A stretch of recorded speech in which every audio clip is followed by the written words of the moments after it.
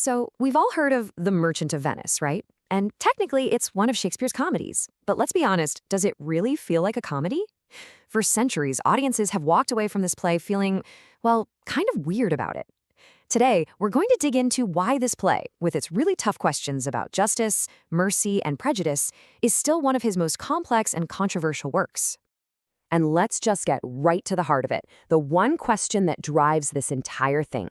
Who is the real villain here? Is it Shylock, the moneylender demanding his pound of flesh? Or is it the society that created him in the first place? That's the mystery we're going to investigate. And that leads us straight to our first major figure, Shylock. He's the guy who's usually painted as the bad guy, but when you look a little closer, the picture gets a whole lot murkier. Let's break him down. So on one hand, you've got this almost cartoonish villain, the cruel moneylender who wants to carve out a pound of human flesh. But on the other hand, you see this oppressed outsider, a man who's been pushed and pushed to the absolute brink by a world that hates him. This contradiction, this is exactly where Shakespeare wants us to get stuck. I mean, if you're building a case for Shylock as a victim, the evidence is pretty strong. He's an outcast, forced to live in a ghetto. People literally spit on him in the street. His motivation isn't just greed, it's deeply personal. It's revenge against the guy who humiliates him daily. Then his own daughter betrays him, and you see his grief just curdle into this white-hot rage. The law, this bond, becomes the only weapon he has left to fight back with. And this leads to his most famous speech. It's his powerful defense. But he's not justifying his cruelty. He's making this desperate plea for his own humanity to be recognized. He's asking, if you prick us, do we not bleed? If you wrong us, shall we not revenge? He's basically turning the tables and forcing the audience to ask themselves, if you treat a man like a monster, day in and day out, can you really be surprised when he finally acts like one? Okay, so let's shift gears. If Shylock is way more complicated than just a villain, then what about our heroine, Portia? Is she really the simple, straightforward hero of the story? And just like with Shylock, Shakespeare gives us two very different sides of Portia. There's the brilliant savior, the lawyer who swoops in and saves the day. But then there's the merciless victor, the one who has all the power and decides to show absolutely no mercy at all.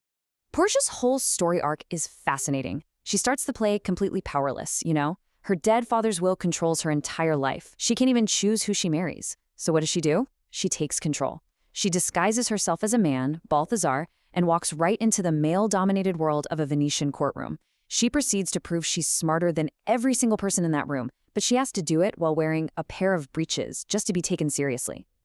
And it's in that courtroom that she delivers this absolutely beautiful, legendary speech about mercy.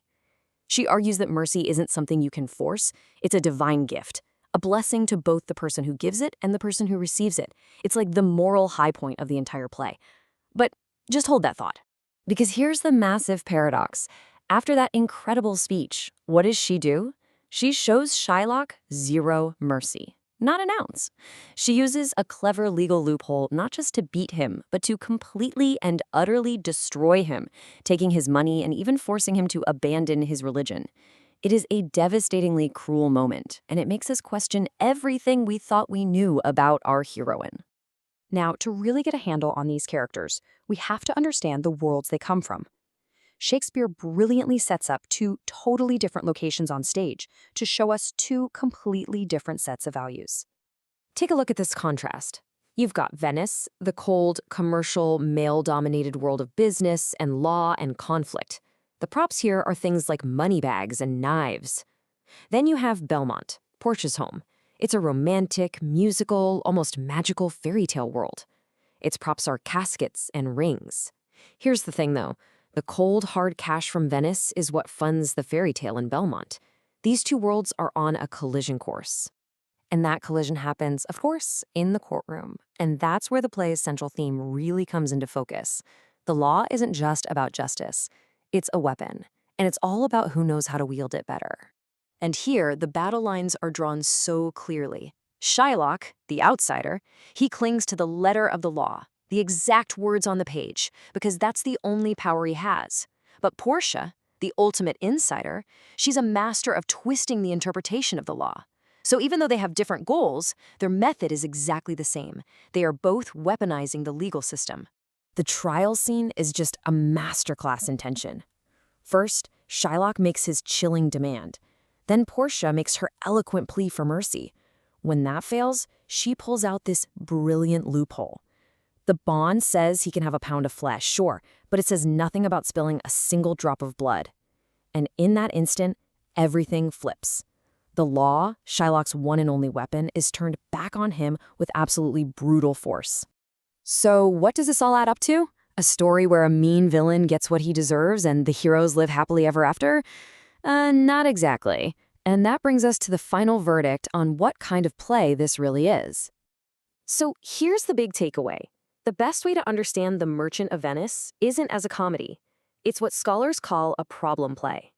And what is a problem play? Well, it's a play that follows the rules of a comedy. In this case, it ends with a bunch of happy marriages, but its themes are so dark, and the treatment of a character like Shylock is so incredibly cruel that we're left feeling really uncomfortable. We're not supposed to be sure if we should laugh at the end. That uneasy feeling, that tension, that's the point. And so the ultimate interpretation is really left up to us. Which brings us to a final thought experiment for you. If you were directing this play, how would you stage Shylock's final exit? Would you have him leave in a dignified, tragic silence, forcing the audience to reflect on what they just witnessed? Or would you have the other characters jeer and mock him as he leaves, cementing their victory? Your choice completely changes the meaning of the play. And that is the problem and the genius of The Merchant of Venice.